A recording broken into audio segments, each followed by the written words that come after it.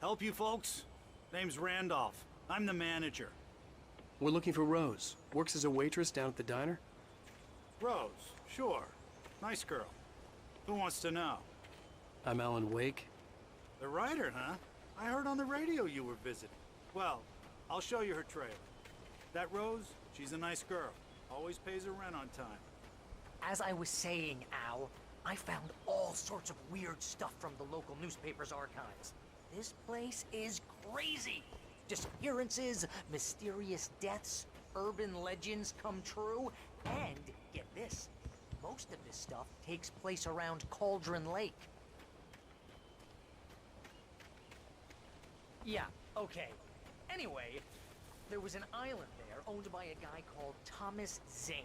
Now, some of the articles I found about him make him out to be a famous writer, but I ran a bunch of searches, couldn't find a single thing he wrote. Zane was heavily into diving, so much so that the place came to be called Diver's Isle. But the volcano under the lake erupted in 1970, and Zane went down with the island.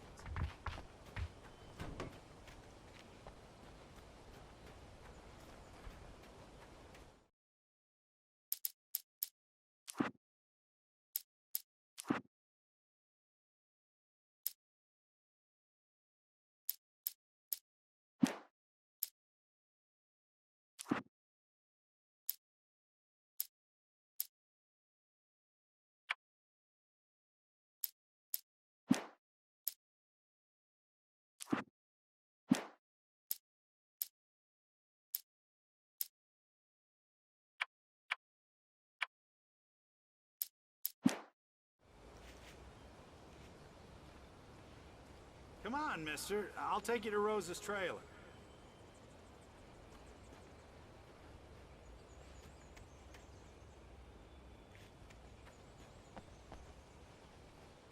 Just follow me.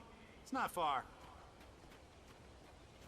As a writer, when I'm working on a story, I do like a bit of a guiding structure for it. I mean, there are obviously very different story structures out there. You know, your basic 3-act structure, hero's journey, and all. And I kind of use some of these as a reminder to myself that whenever I kind of run into a problem in the story, then I glance back at these structures if there is any help to be offered.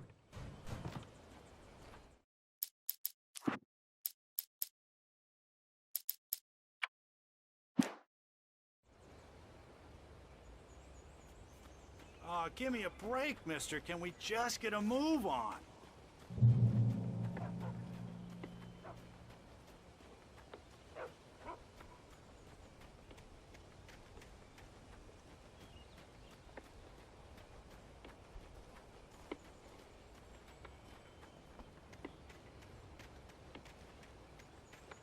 Yeah, how about that?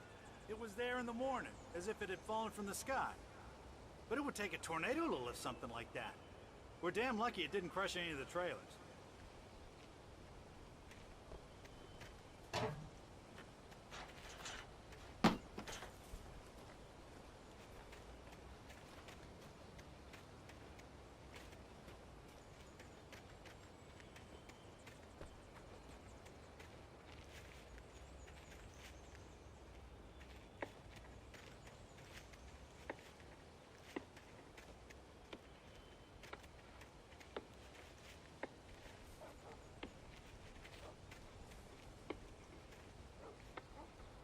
It gets better.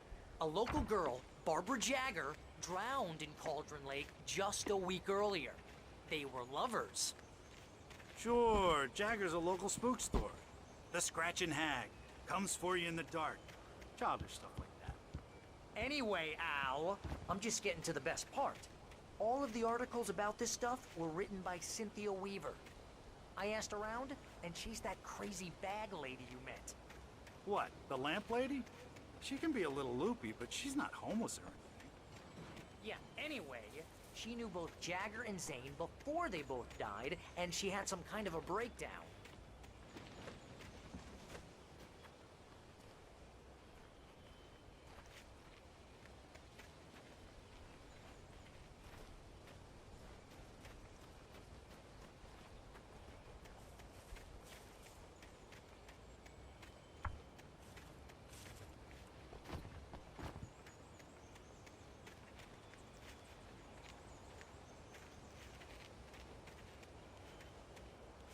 Well, mister, this here's Rose's trailer. You mind me asking what you want with her? We're just here to talk to her, pal.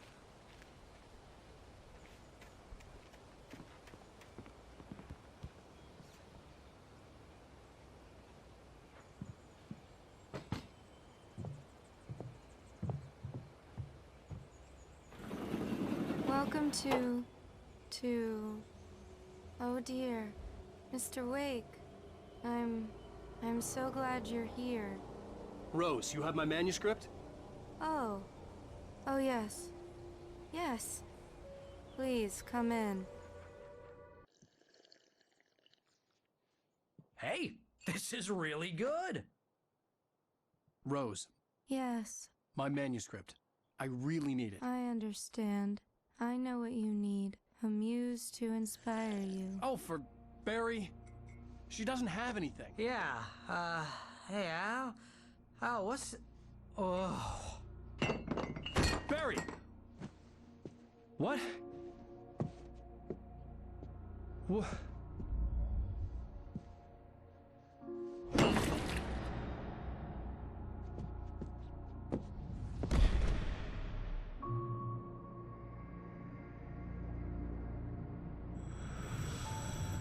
It's coming for you, hiding in my barber's skin. I'm too weak to stop it. You must turn the lights on. I promised I'd come visit you and your lovely wife. You must finish what you started. I insist. You must turn the lights on. Turn the light on. Back to work, boy.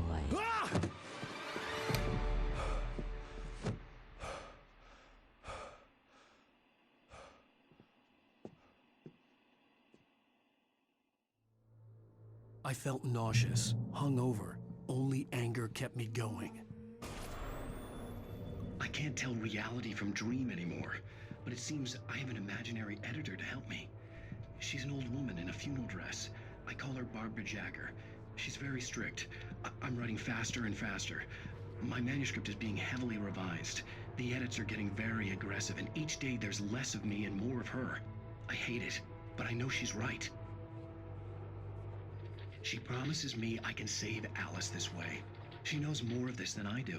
About the complex incantation I'm attempting. About this place. She's worked with another writer under similar circumstances, Thomas Zane. The genre of the story seems to be shifting. It's turning into a horror story. I'm getting close. I can feel it.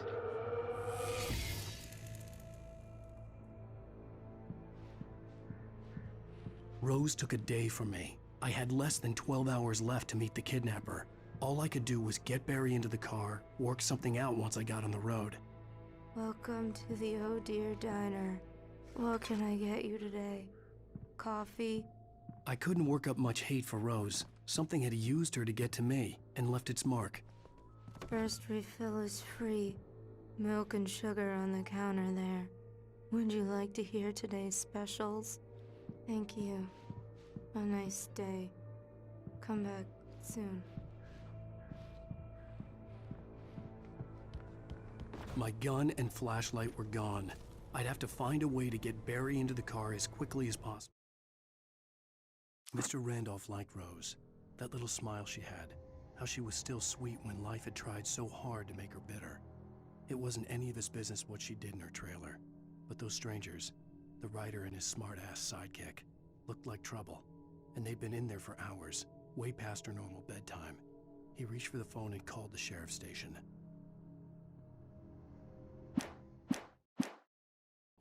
There was no time to waste.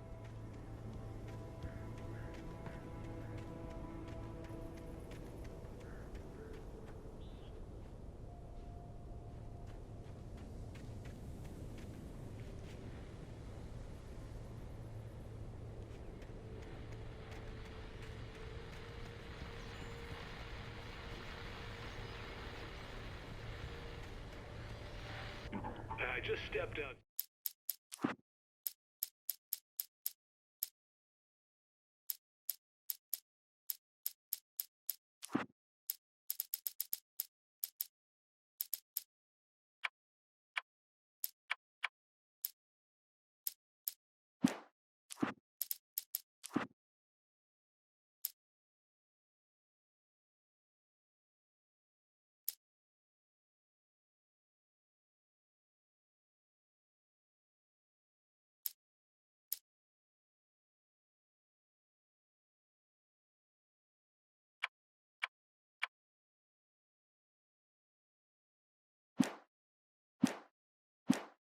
To catch a breath of fresh air, let me tell you.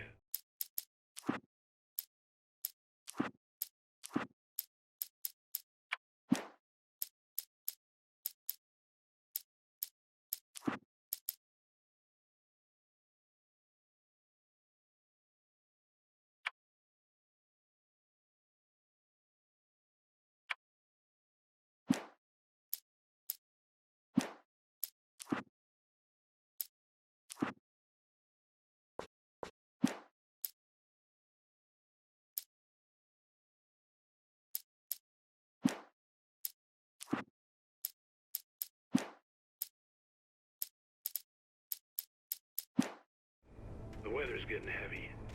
Nights like this make me especially glad I'm here talking to you and not home in bed. Once the weather takes a turn like this, I can't sleep at all.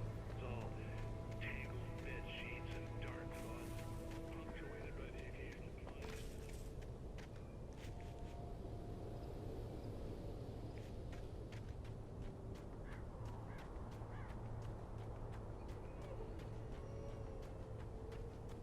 Oh, you're gonna get it now.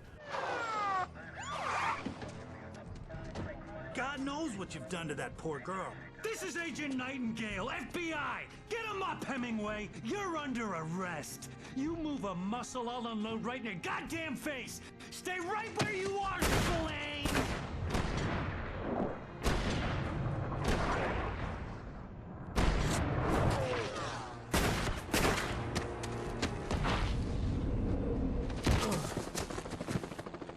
What are? I'm standing right here, you goddamn maniac!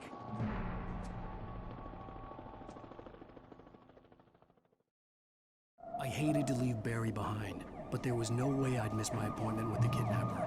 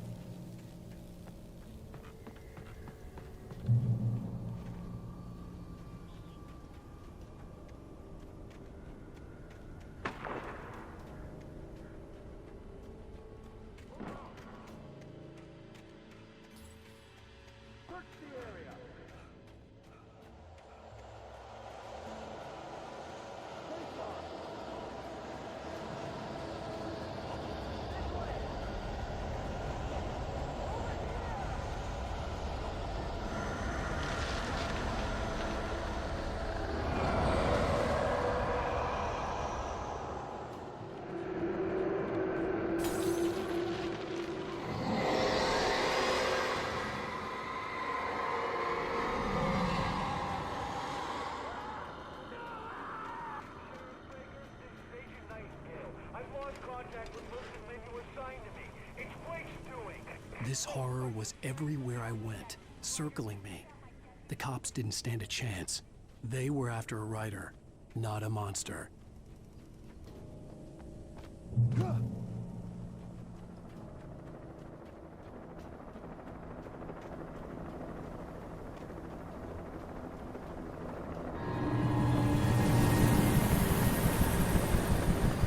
You on the ground. Hold it right there. There's nowhere to run. Freeze!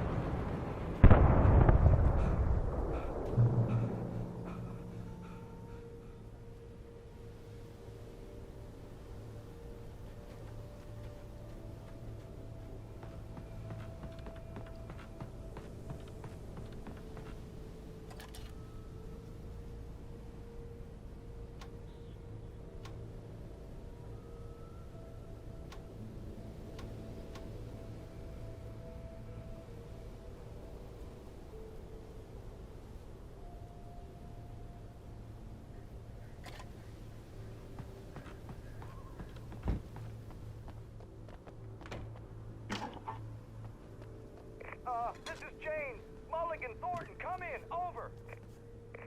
Thornton here. James, we got both Wheeler and Rose in custody. They didn't put up a fight or anything. Why, they were... Hey, Mulligan, what are you doing? Come on. Sit down and give me that. James, Mulligan here. Over. Go ahead, Mulligan. Over. We got Wheeler and Rose here. Wheeler's drunk or hopped up on something. Speaking of which, that Fed had a pretty distinctive whiff of Otis Scotch about him, you know what I mean. Over. I don't have anything on that, Deputy Mulligan. Over. Well, whatever. Anyway, Rose is just being plain weird here. You better get Doc in to take a look at both of them. Over.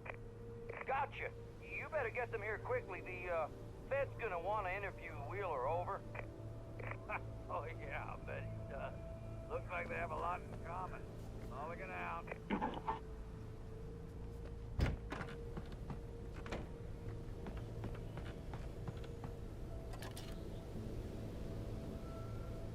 I could see the lights of the radio station in the distance.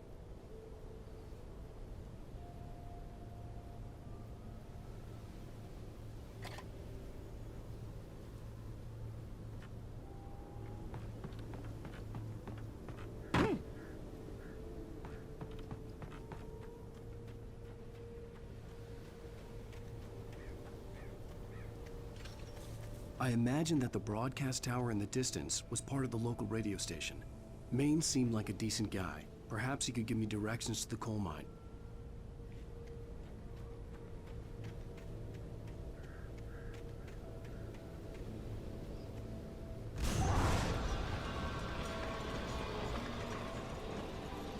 Unnatural shadows clung to the gate. The darkness that was after me was trying to stop me. I wouldn't get through without a light.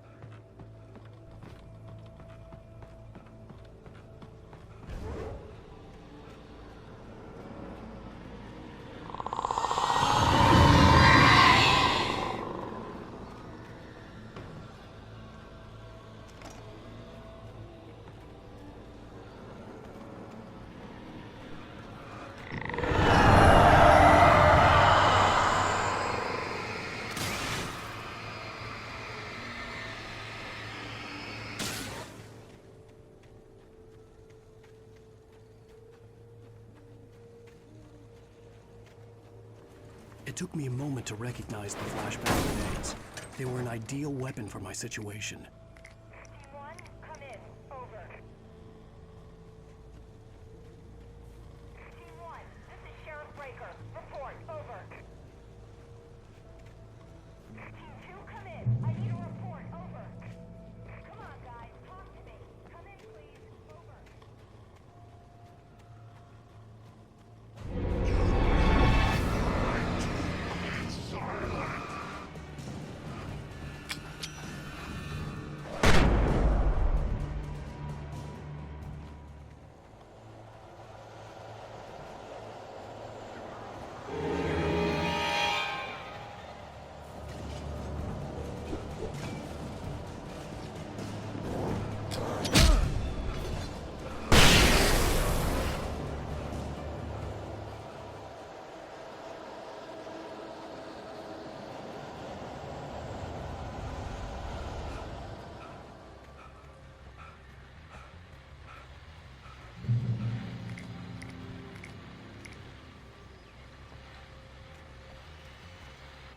And here's another call.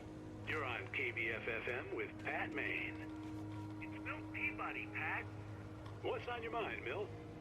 Well, I live near the trailer park, Pat, and there's a big ruckus going on over there. Well, that's just up the road from me, too. What's going on, do you know? I don't know, but there's a bunch of police cars there, lots of sirens, a helicopter buzzing around, and I think I heard some gunshots. Gunshots? Yes, sir, like from a pistol. So can you find out what's going on? Because it's just next door and they're popping off guns there. They're still shooting? No, it was maybe 10, 15 minutes ago. It sounds serious, Pat. I'm telling you, it don't sound like no party. Well, I'm certainly going to give the station a call, Milt. Okay. You'll hear it here as soon as I hear from them. Okay, thanks.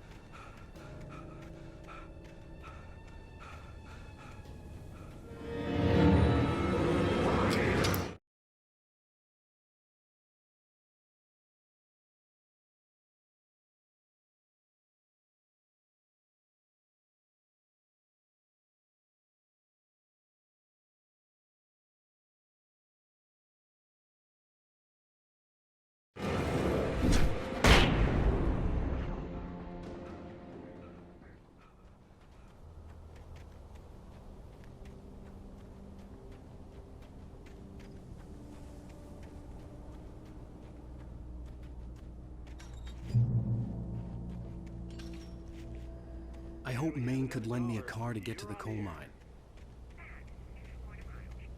Why, hello, Lorna. What do you have for us? Well, I just don't see why the cops bothered with the trailer park. What do you mean?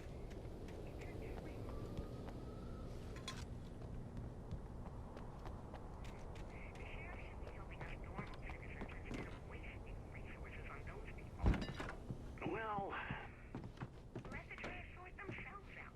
I'm sorry, but my granddaddy settled in Bright Falls in 1911. well, thank you very much for that compassionate viewpoint, Lorna. Oh, here's a little surprise. The famous writer Alan Wake just walked in, folks. I'm going to see if I can talk him into an interview. Come on in, Mr. Wake. Oh, I'm so glad you could find the time to do this, Mr. Wake. Nowhere to run now, Dan Brown. You back away from me.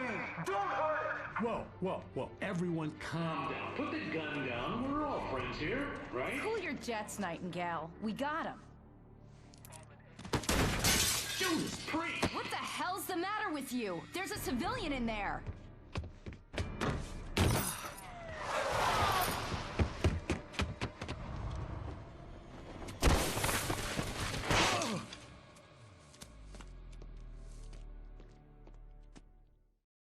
I'll get you yet, even if it kills me. You hear me? You hear me,